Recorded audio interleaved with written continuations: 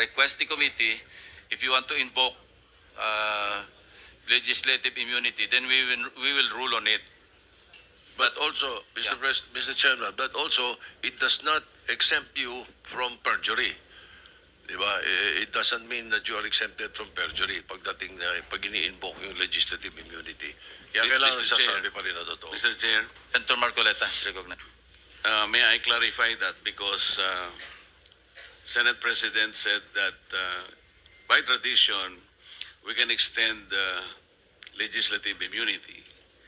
But I think that is based on tradition that may not hold to any specific witness. That is why this representation, as early as last week, I think, suggested a modality that is based on the law itself, which is Republic Act 6981, where a potential witness can apply under the witness protection program of the law. I think this is the best remedy that any potential witness who wishes to come into the open, considering that he or she will be protected well by the law. Yun sana yung gusto nating tuntunin noon. Ako po ay nalulungkot wala yung Justice Secretary because before I floated that idea, I made sure that that one is something that we can rely on. I spoke to an Undersecretary of Justice. Pagkatapos, okay naman siya nung umpisa until he recommended or he suggested that the Secretary of Justice should also be consulted. So sabi ko, mas mabuti yung ganon. And then the Secretary of Justice called me personally. At ang sinabi nga niya, that is something that we can float. We can encourage people like that. Kasi pagkakaalam ko, ang Senado, magkabakas naman tayo kasi ngayon we are pursuing the Whistleblower Act na sana'y ma-ratify ng Senate as soon as possible. So sa aking pagkakaalam po ay sinabi niya na this is a route that a potential witness can take. Of course, subject to the application kung siya ay eventually be admitted. Kung sakasakali namang hindi siya ma-admit, wala pong problema doon. However, sabi ko sa kanya, we need to go into the process, which he agreed. Ang naging problema lamang po, Mr. Chair, bigla kasi siyang gumawa ng parang press briefing na kung saan sinabi niya na before a particular, in this case, the Discayas can apply under the Witness Protection Program, kinakailangang magsoli po sila ng mga nakulimpat nila, which to my mind is not correct. Sapagkat kahit basahin po natin yung Section 10, na ito po yung applicable provision under the law, yun pong restitution or yung indemnification to the government, while it is a good policy, wala po dun eh. Walang requirement na ganun eh. Kaya nga, ang sabi ko, kung nandito sana siya, I could have confronted him personally. Magkaibigan naman po kami. Hindi ko malaman kung bakit siya tumaliwas doon sa usapan namin. At abogado naman siya, kayang-kanya namang basahin po either Section 3 or Section 10 of the law. Wala po talagang restitution eh. Kasi mag-a-apply pa lamang po kung sakasakaling ma-admit siya. In other words, the process must begin. Hindi nga po nangyari yung ganun eh. So sayang po yung pagkakataon na tuntunin yung remedy which is very, very legitimate under the law. So inconsistent po yung sinasabi natin ngayon na we can provide legislative immunity but they aren't immune. May I respond, perjury. Senator Marcoleta? Thank you, Mr. Chair. Okay. Magkaiba po yung legislative immunity kesa doon sa pagiging state witness. Yung legislative immunity does not extend to prosecution. Ang sinasabi lang natin, lahat ng sasabihin niya rito, maski incriminate niya yung sarili niya, hindi pwedeng gamitin sa kanya. Yun lang po yung legislative immunity. Yung sinasabi niyo po ay yung ma-admit sa Witness Protection Program at pwede siyang tanggapin ng DOJ bilang isang ordinary witness or as an accused na pwedeng i-discharge ng korte as a state witness. Tama Magkaiba po, po Mr. yun. Kaya Tama huwag niyo po. pong paghaluin kasi Hindi ko wala po. pinagalo. Sandali lang po. Wala po tayong jurisdiction doon sa pag-admit sa Witness Protection Program, under the law, pwede lang tayo mag-recommend. Pero iba po yung pag-uusapan natin, legislative immunity which is implied or inherent sa Congress or sa Senate for that matter, na kasi meron tayong power of contempt, pwede i-extend yan sa power din pero may mga ruling din po dito ang Korte Suprema. At wala naman pong nagdudulog sa Supreme Court, ginagawa natin ito, as I said, for the longest time, wala naman pong nagko-question. So kung meron magko-question, then we will allow or we'll just wait for the Supreme Court to issue a ruling in this regard. Pero wag po natin pagaluin yung Witness Protection Program sa legislative immunity. Domain lang po natin yung legislative immunity. Now, if anybody wants to question that authority or power, which is inherent, sabi ko nga, no, hindi ito klaro na may power tayo kasi wala naman po talaga sa batas. Pero sa US jurisprudence, meron po yan. Meron tayong pwedeng i-cite. At tayo naman po, minsan sumusunod sa, di ba, nakapattern po tayo sa United States pagdating sa mga jurisprudence. So gusto ko lang i-clarify na iba po yung sinasabi niyong Witness Protection Program at being a state witness in the court of law kesa sa legislative immunity. Those are two different animals. Mr. Chair, malinaw na malinaw po yun at hindi ko po pinaghahalo. Naiintindihan ko po yun. Ang sinasabi ko lang po, yun pong Witness Protection Program is a better remedy sana kung yun po sana ay napagbigyan. Hindi ko po pinaghahalo yun sapagat malinaw po sa akin, iba po yung course ng legislative inquiry, iba nang po yung remedy na yun po ay ibinibigay legitimately. Thank you. ng batas. Thank you Salamat very po. much, Senator Marcoleta. So can we continue? Meron ka na lang 25 seconds, so you better wind up because si Senator Jebby is waiting in the wings. Salamat, Mr. Chair. So, Mr. Diskaya, saan nyo binibigay sa kanila ang pera? Your Honor, kinukuha po minsan ng tao nila.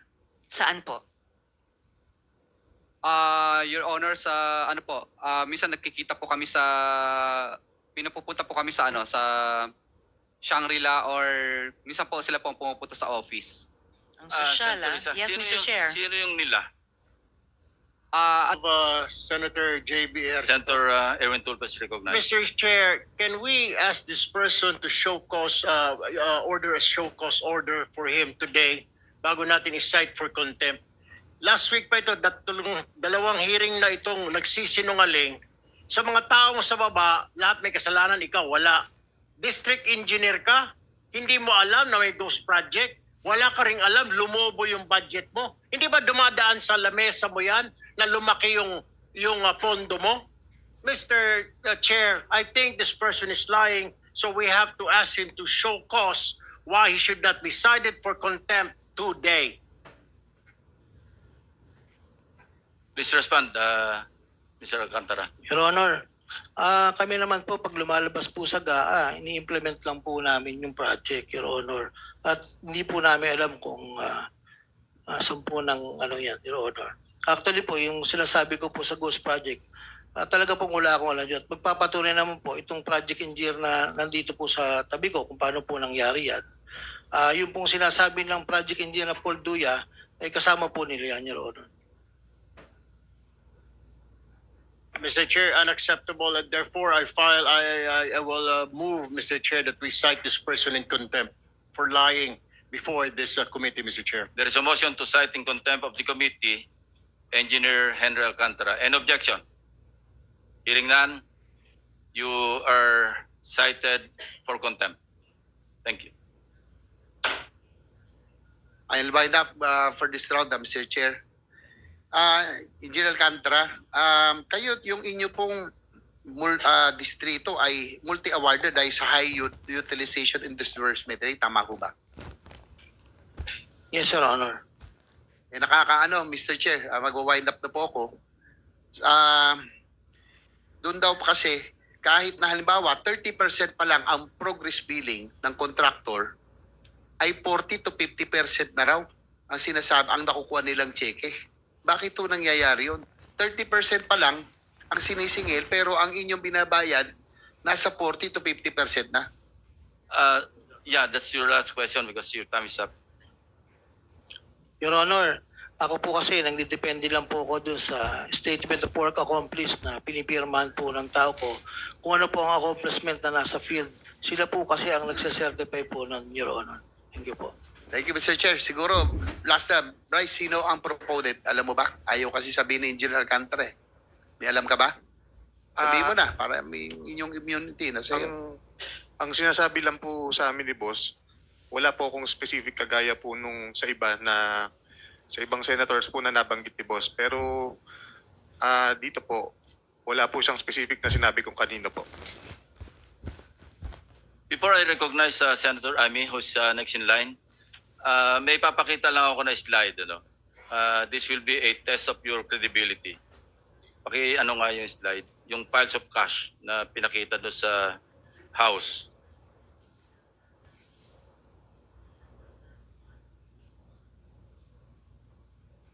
Hindi yan. Yan. Kindly narrate to this committee, anong ibig sabihin nito?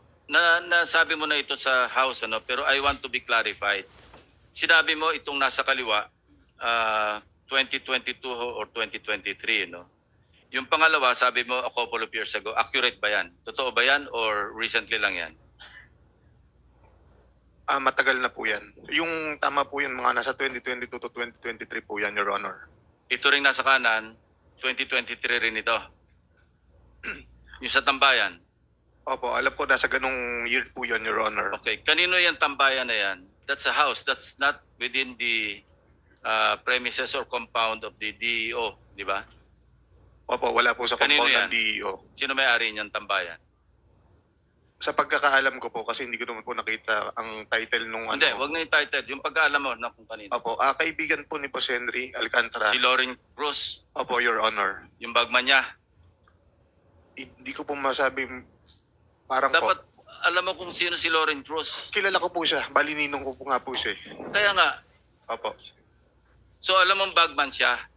Kasi lahat ng mga dinodonate ni Henry Alcantara ng mga sasakyan kung kani-kanino, sa Alam- kanya nakapangalan yung invoice eh. Alam ko po. Oh, Opo. alam mo pala hindi ka nagsasabi ng totoo. Ang sinasabi ko sa iyo, sabihin mo lahat yung totoo rito, wag ka na magpaikot-ikot. Your Honor, ang naging dating po kasi sa akin ng bagman is parang tagadala po ng pera. Pasensya na po kayo. Oo nga, Hindi ko lang po tagadala naintindihan. tagatago ng pera, tagadala ng pera. Ang alam ko po, opo. Kasi kanya tong lugar, di ba? Yes, Your Honor. Oh. Sabi ko sa iyo, wag ka magpasikot-sikot. Mas marami pa akong alam sa iyo kaysa sa alam mo. Ha? Wag mo kami paikutin dito. Senator Amy. Yes, thank you very much, Mr. Chairman.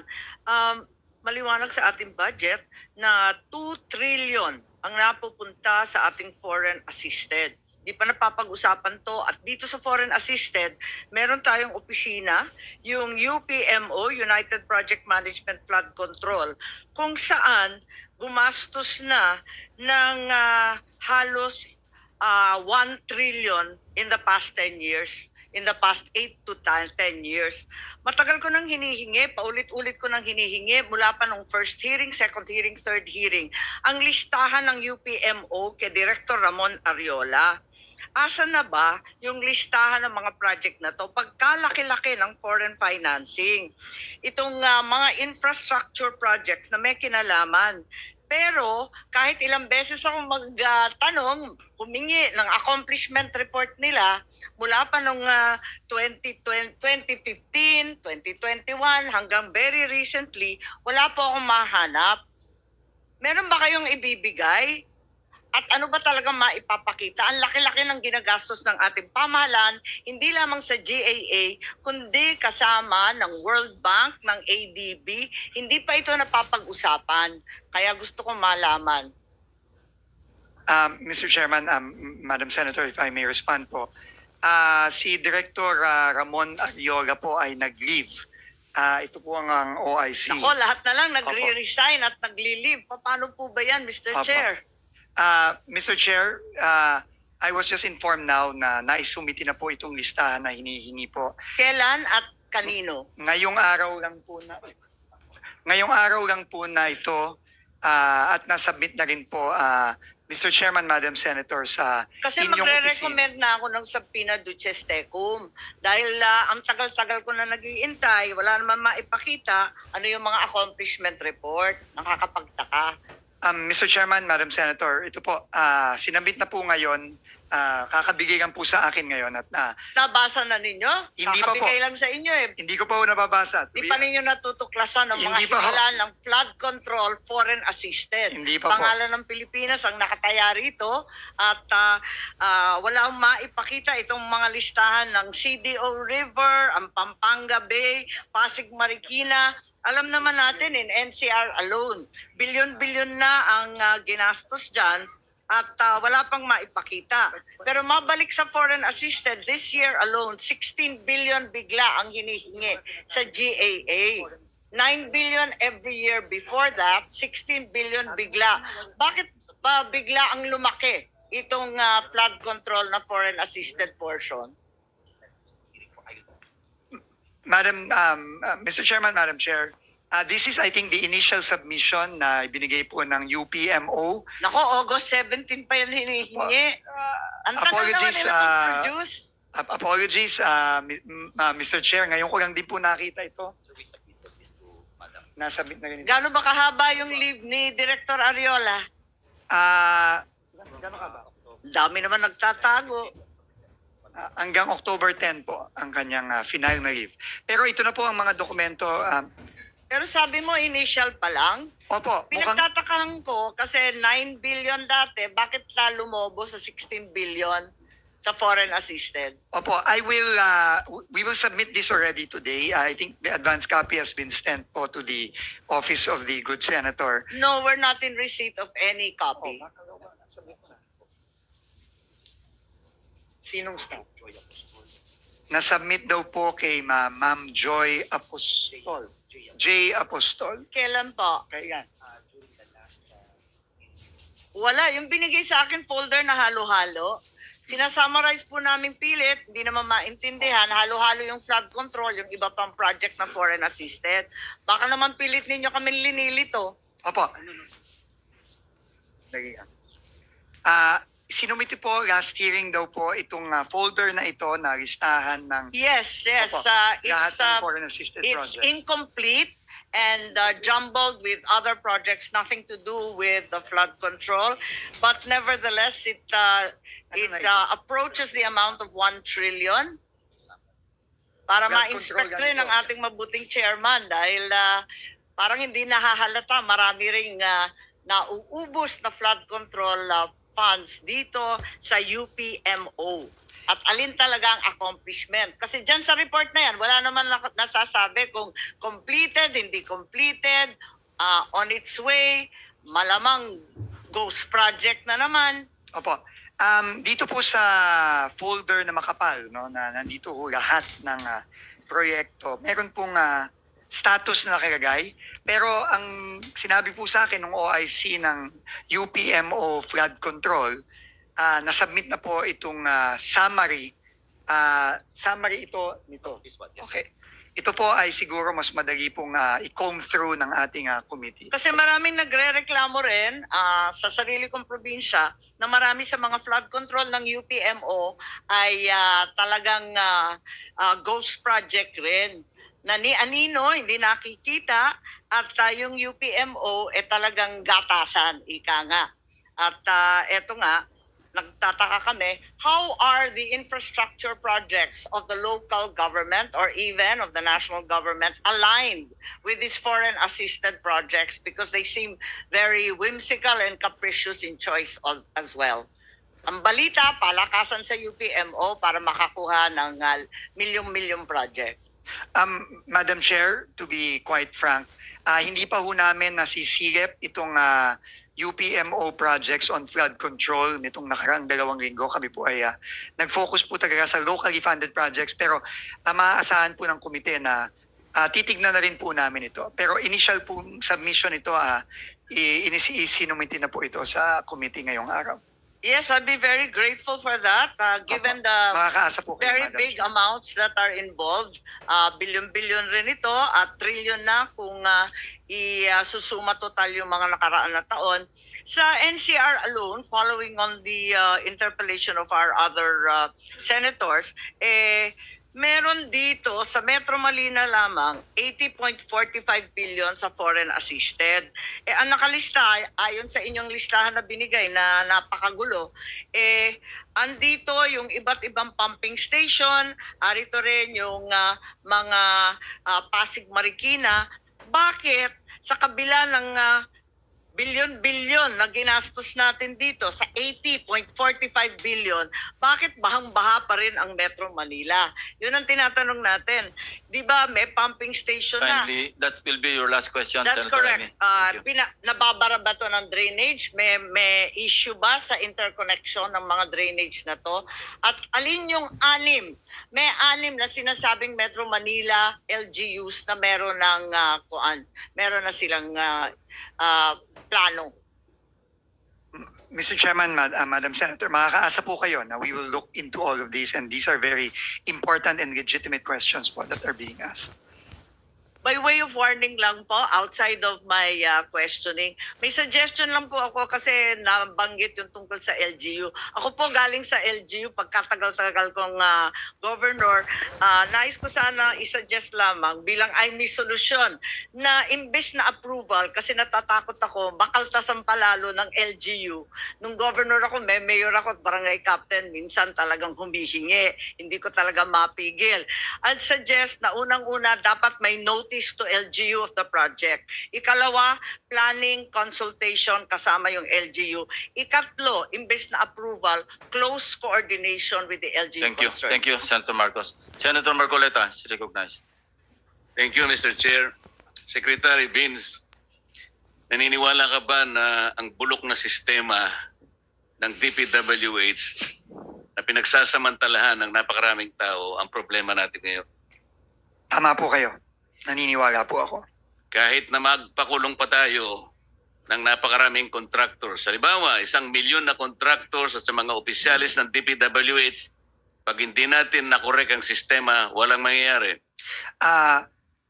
Partially agree po, Mr. Chairman, pero tingin ko importante din po na maipakita natin na may mananagot dahil po tingin ko ang isa sa pinakamatibay na deterrent sa nakikita nating nangyari ngayon is matakot po na may consequence po ang mga krimen na ginawa. Kasi po kung wala pong consequence, makikita po natin na ulit-ulit to. Pero tama po kayo, kaakibat po nito kailangan po ayusin din po ang sistema para hindi na po maulit ito. Pero kung ang mga nahuhuli mo, na ipapakulong mo, mga butete at saka mga sapsap, wala rin mangyayari, tama? Tama po. Kailangan Tama po. malalaking isda ang mahuli natin. Tama po, Mr. Chairman. Alam po ba ninyo kung ibig sabihin ng PCMO? Opo, ito po ang project monitoring system na dapat gumagana sa loob ng Department of Public Works and Highways. Alam po niyo yung MYPS? Ano yung MIPS? Ito po yung, ngayon ko lang po na-encounter, pasensya na po, Mr. Chairman, pero sinabi po ng, Multi-year Year project programming. scheduling. yes, ito po yung si schedule at pagpaplano ng mga iba't ibang proyekto over a longer period po. Alam po niyo yung Survey 123. Ano yun? Hindi ko alam. Aalamin ko po, niyo yung Mr. Chairman. RBIA. Hindi ko po alam, Alam aalamin ko po po. niyo yung SDM4. Hindi ko din po alam yun.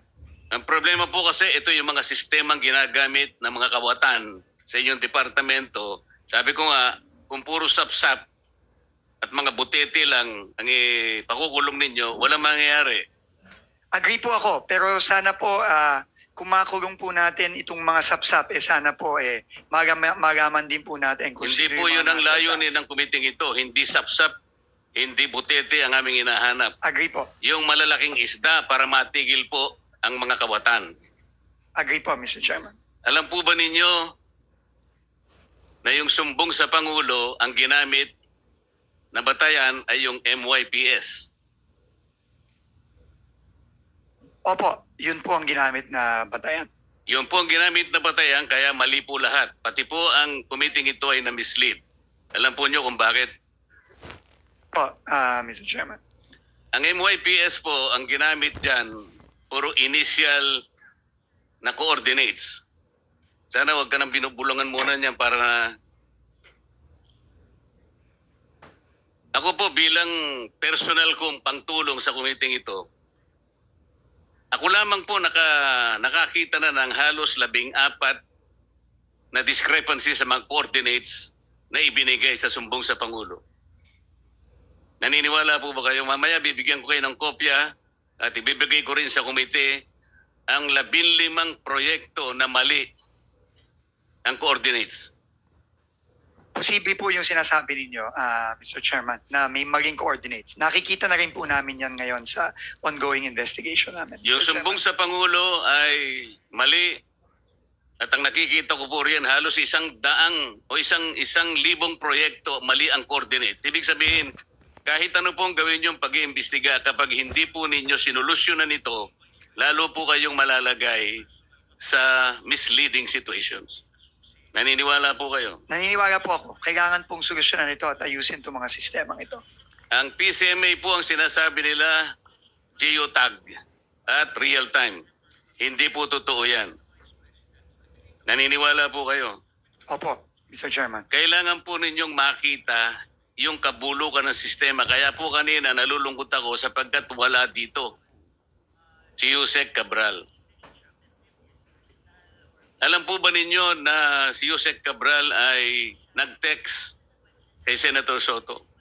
Opo, nakita ko po yung privilege speech po ni Senator Lacson na pinakita yung text message. Concentrate po tayo sa text niya kay Senator Soto. Yung po'y ginawa niya nung kami po ay ma-proclaim bilang senador. Tinanong po ba niyo siya kung bakit niya ginawa yun? Opo, tinanong ko po siya. In fact, nung una ko pong siyang tinanong, sinabi po niya wala siyang communication kay Senator Soto. Na hindi totoo. Well, clearly po, hindi po totoo dahil lumabas po yung text message at kinonfront ko po siya ulit at nagpaliwanag po siya na sinasabi po niya, siya po daw ay nagtatanong kung meron pong priority project ang opisina ng senador, which is clearly hindi consistent po dun sa unang sinabi niya sa akin. Sinabi nga po ng ating chairman sa kanyang privilege speech, Yusek Cabral was lying to her teeth. Totoo naman eh. Bakit po niya ginawa yun? Siguro po, meron po siyang tinatago, Mr. Chairman. Hindi lamang po yun. Nagpresenta siya, gusto niya sigurong masiyahan si Senator Soto sa pag-aakala niya noon, Senator Soto kasi is a contender for Senate President. Tinanong niyo ba siya kung si Senator Soto lang ang tinext niya? Sabi niya, sana makita ko yung priority niyo, 500 million for now. Ibig sabihin, may trans pa yun eh. Alam po ba niyo kung meron pa siyang tinext na ibang senador sa ganun ding pamamaraan? Wala na po siyang sinabi sa akin gano'n, Mr. Chairman. Naniwala naman kayo na wala na siyang sinabi? Siguro ho, mahirap pong maniwala kung yung una ko Dapat parang sana tanong. po bago nyo inallow siya na mag-resign, ay talagang pinagtatanong, dito po kasi nakasentro yung sinasabi ko sa inyong talamak at bulok na sistema ng DPWH. Hindi po siya dapat makalampas doon eh. Sayang po. Pero sa mga susunod sanang pagkakataon, kailangan nakaharap siya rito dahil iisa-isahin ko sa kanya para po makita rin ninyo bilang kayo po ay bagong pinuno ng DPWH. Mamimislead po kayo sa napakaraming pagkakataon. Katulad lang po yung sinasabi ni Senator Amy kanina do sa mga flagship projects, foreign assisted projects. Deliberately po niyang binabawasan yun eh. Nilalagay pa niyo sa convergence. Alam po ba niyo yung mga convergence projects ng DPWH? Opo, Mr. Chairman. Ano-ano po yun? Ito po yung mga proyektong katuwang ng DPWH ang iba't ibang ahensya Katulad po ng ano? ng tourism, ng DOTR, ng agriculture, Katuparan, DOTR, TRIP, DOT, Roll It, DTI, DTI. TICAS, PNP, DND. Opo. Dito po nalalagay. Ano po ibig sabihin ng SSP?